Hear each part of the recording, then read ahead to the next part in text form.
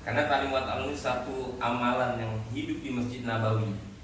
Zaman Rasulullah di Masjid Nabawi ini seperti inilah ta'limnya gitu. Di Masjid Ta'lim hidup di zaman Masjid Nabawi. Nah, maksud daripada ta'lim wa ta'lum ini adalah untuk meningkatkan semangat atau jazbah dalam kita beramal. Hari ini kenapa ada orang mati-matian cari uang ke Malaysia, ke Arab Saudi, kemana-mana. Dia tinggalkan istrinya, dia tinggalkan suaminya, dia tinggalkan anaknya demi mengejar uang. Karena hari-hari dia bicara tentang uang. Apa keuntungan uang, apa kelebihan kalau kita banyak uang, apa susahnya kalau tidak ada uang. Karena hari-hari dibicarakan sehingga dia pun buat usaha atas uang. Tidak peduli bagaimana status pernikahan, tidak peduli mau jadi apa anaknya, tidak peduli mau bagaimana kehidupan status sosialnya. Yang penting aku dapat uang. Karena apa? Karena ada yang dibicarakan. Nah, sekarang kenapa kita lemah dalam sholat, baca Quran, dalam zikir, dalam sedekah, dalam dakwah? Karena tidak kita bicarakan. Dan kita tidak tahu untungnya. Apa sih untungnya sholat? Apa untungnya baca Quran? Apa untungnya zikir? Nah, maka dengan ta'lim wa ta'lum ini, dan ta'lim yang kita buat ini adalah ta'lim kitab fadilah amal. Jadi yang dibacakan, yang diperdengarkan hanya fadilah dalam amal. Fadilah itu keuntungan dalam amal. Jadi bukan ta'lim masail, bukan tentang ta'lim fikih yang harus ditafsirkan, yang harus dijelaskan. Karena ta'lim fikih mutlak hak ulama yang paham. Ta'lim tafsir mutlak hak ulama yang paham, yang mengetahui dan menguasai 35 cabang ilmu agama, baru dia bisa menafsirkan. Nah, kalau kita orang awam, orang biasa, maka yang kita buat ini ta'lim fadilah. Nah, jadi membacakan tentang satu fadilah, satu keutamaan, satu keuntungan dalam amal, dan ada yang mendengarkan. Nah, ketika kita buat di rumah ini, Masya Allah, beserta anak, istri, ahli keluarga yang ada dalam rumah. Jadi keuntungannya untuk meningkatkan dalam jazbah kita dalam beramal. Karena yang dibacakan firman Allah Subhanahu wa Ta'ala dan sabda Rasulullah SAW. Kemudian salah satu keuntungannya untuk masukkan nur kalamullah dan nur sabda Nabi SAW. Hari ini kita bacakan, Masya Allah, nampaknya sepele, hanya diriku sebagai suami dan dirimu sebagai istri yang buat taklim. Tapi hakikatnya malaikat ini bersaf-saf sampai ke arasy Allah Subhanahu wa Ta'ala. Sehingga ketika kita buat amalan di rumah kita nih, baik berbentuk taklim, baca Quran, sholat dan lain sebagainya, di langit ini nampak rumah kita ini bercahaya. Sehingga tertandalah ini rumah orang beriman yang hidup amalan-amalan. Sehingga ketika rumah kita dikerumunin malaikat, banyak malaikat masuk, maka tenang, keadaan rumah ini tenang. Karena malaikat yang masuk, tapi kalau banyak iblis yang masuk, maka panas keadaan rumah. Nah, inilah penting kita buat taklim. Kemudian apa keuntungan daripada taklim tadi? Satunya mendapatkan sakinah, ketenangan jiwa. Yang kedua, dicuci rahmat oleh Allah Subhanahu wa Ta'ala. Rahmat dicuci oleh Allah Subhanahu wa Ta'ala, kemudian dikerumuni para malaikat. Dan nampak malaikat ini sekarang, tapi hakikatnya bersaf-saf sampai ke arasy Allah. Kemudian nama kita ini akan dibangga-banggakan oleh Allah Subhanahu wa Ta'ala di majelisnya para malaikat. Jadi nama kita ini akan dibanggakan oleh Allah Subhanahu wa Ta'ala di majelisnya para malaikat. Si fulan dan si fulana, suami istri telah mengirimkan taklim, nama kita dikenal. Kenapa hari ini kita susah mendapatkan pertolongan Allah? Karena kita tidak kenal di langit. Orang-orang yang takwa, orang-orang yang taat pada Allah di bumi tidak terkenal, tapi di langit ini terkenal. Dikenal malaikat, ya kan, dikenal para penduduk-penduduk langit. Kemudian apa dalilnya taklim wa ta'lum ini? Sebagaimana dalam hadis riwayat Muslim dan Abu Dawud, dan Abi Hurairah radhiyallahu anhu, ada Rasulullah sallallahu alaihi wasallam qala majtama'a qaumun fi baitin min buyutillah ta'ala yatluna kitaballah wa yatadarrasuna bainahum illa nazalat alaihimus sakinah wa ghasiyatuhumur rahmah wa khaffathumul malaikah wa zakarahumullahu fi man indah.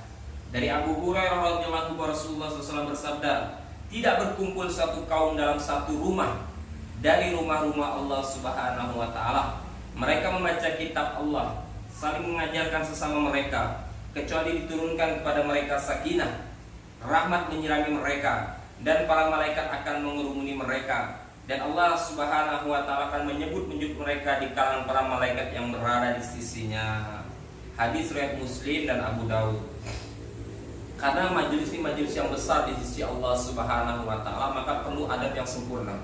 Tidak boleh sembarangan, karena ini majelisnya majelis yang besar di sisi Allah Subhanahu wa taala. Nah, adab yang harus kita sempurnakan ini lahiriah dan batiniah. Adab lahiriah kita nih, masya Allah, kita duduk dengan memiliki wudhu. Duduk memiliki wudhu, kemudian kita duduk iftiras. Duduk iftiras seperti ini. Fadilah duduk iftiras bagi seorang laki-laki, masya Allah, untuk keuntungan dunianya, Allah Subhanahu wa taala akan jadikan dia pejantan yang tangguh kalau keseringan duduk iftiras. Ini yang pertama. Istiqomah dia duduk iftiras, baca Quran dia duduk iftiras, sholat dia sering doa duduk iftiras, ya kan. Kemudian dalam taklim dia duduk iftiras. Ini salah satu keuntungan, ini Allah akan jadikan dia pejantan yang tangguh, yang tidak akan mengecewakan istrinya. Kemudian yang kedua, keuntungan yang akan Allah Subhanahu wa taala berikan ketika dia duduk iftiras istiqomah, maka Allah akan hadirkan kelembutan di hati dia. Karena duduk iftiras ini duduknya seorang hamba. Maka Allah akan mudah lembutkan hati dia dengan istiqomahnya kita duduk iftiras. Niat duduk iftirasnya. Kemudian yang ketiga, kita gunakan wangi-wangian, karena malaikat ini senang dengan sesuatu yang berbau harum. Masya Allah. Mana wangi-wangian kita? Boleh diambil dulu. Agak masam. Jadi kita gunakan wangi-wangian.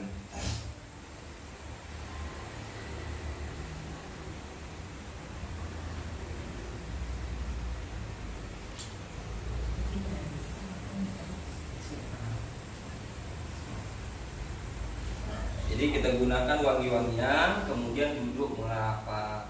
Kemudian ada batinnya. Ada batinnya ini agar batin kita sempurna, hadir rahmat Allah Subhanahu wa taala menyinari hati kita.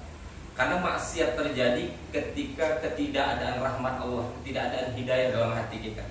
Maka penting taklim ini menjadi asbab masuknya rahmat, terangnya hati kita. Terangnya hati kita. Jadi rumus gelap terjadi karena tidak ada terang, tidak ada cahaya, terjadilah gelap. Begitu juga hari ini maksiat terjadi karena tidak ada cahaya hidayah. Maka ada batinnya harus kita sempurnakan agar taklim benar-benar menjadikan jazbah kita, memasukkan jazbah semangat sehingga hati kita ini mendapatkan rahmat dari Allah, sehingga kita diberikan hidayah oleh Allah Subhanahu wa taala. Yang pertama ada batinnya ini ta'zim wal ikhtiram. Kita mengagungkan dan memuliakan, bukan mengagungkan siapa yang baca, walaupun suami yang baca bukan diagungkan, dia berkehendak. Yang kita agungkan dan kita muliakan ini adalah firman-firman Allah dan sabda Nabi sallallahu alaihi wasallam serta cerita para sahabat radhiyallahu anhum. Kemudian kita yang kedua, tasdik wal yakin. Kita benarkan dan kita yakini, walaupun kita belum ada kekuatan mengamal, tapi firman Allah ini benar, sabda Nabi sallallahu alaihi wasallam ini benar. Cuman karena lemahnya iman saya, banyaknya dosa saya, belum sempurnanya tobat saya, sehingga saya belum mampu daripada mengamalkan daripada firman Allah dan sabda Nabi sallallahu alaihi wasallam. Kemudian yang ketiga, ta'asul fil qalbi. Kita masukkan dalam hati kita usahakan apa yang ilmu kita dengar saat taklim ini, keuntungan-keuntungan dalam amal ini kita resapi. Kita benar-benar ingat sebagaimana kita mengingat tentang pentingnya kita punya duit, pentingnya usaha atas duit, bagaimana cara mendapatkan duit yang banyak, bagaimana cara agar duit tidak keluar dengan banyak dan sebagainya. Ini senantiasa kita ingat sehingga kita mudah usaha atas duit. Nah, begitu juga amal agama nih, ilmu-ilmunya hendak kita ingat agar apa, suatu saat kita ilmu ini akan membentengi diri kita. Ilmunya akan membentengi diri kita. Kemudian yang keempat, niatul amal wa tabligh. Jadi setiap ilmu yang kita dapatkan dalam taklim ini kita niatkan untuk amalkan, dan jangan lupa kita sampaikan sesuai dengan batasan-batasan syariah. Suaminya menyampaikan kepada istri-istrinya atau wanita yang mahram. Istri-istrinya atau kepada wanita yang mahram dia. Jangan kepada wanita yang bukan mahram. Bahaya, bisa terpleset. Istrinya pun seperti itu, nyampaikan kepada anak-anaknya nanti tentang ilmu-ilmu agama, dan kepada teman-teman wanitanya atau keluarga-keluarga wanitanya atau orang yang berstatus mahram dengan dia. Kemudian ada lainnya, yaitu hati tawadhu dan tawadu kepada Allah Subhanahu wa taala di saat taklim. Jika kita mendengar firman Allah dan hadis Nabi, seakan-akan Allah sendiri yang ngomong dengan kita nih, atau Rasulullah yang langsung ngomong dengan kita nih ketika mendengar firman Allah dan sabda Nabi sallallahu alaihi wasallam. Kemudian ketika kita mendengar nama Allah, maka kita mengucapkan subhanahu wa ta'ala. Nah, ketika ada nama Allah, maka kamu langsung ucapkan yang dengarnya subhanahu wa ta'ala. ketika mendengarkan nama Rasulullah SAW maka kita ucapkan Sallallahu Alaihi Wasallam. Termasuk orang yang pelit dan sombong ketika nama Rasulullah disebut dia tidak mengucapkan Sallallahu Alaihi Wasallam dan bersalawat kepada Nabi. Maka harus penting, jangan hanya diamnya, tapi ketika ada Rasulullah SAW bersabda langsung kamu Sallallahu Alaihi Wasallam. Yang dengarkan seperti itu. Kemudian ketika nama sahabat yang laki-laki radhiyallahu anhu kita menyebutnya, kemudian nama sahabat yang perempuan radhiyallahu anha. Jika nama malaikat disebutkan kepada Nabi maka alaihissalam kita ucapkan. Akhir daripada taklim ini akan kita tutup dengan doa kifayah.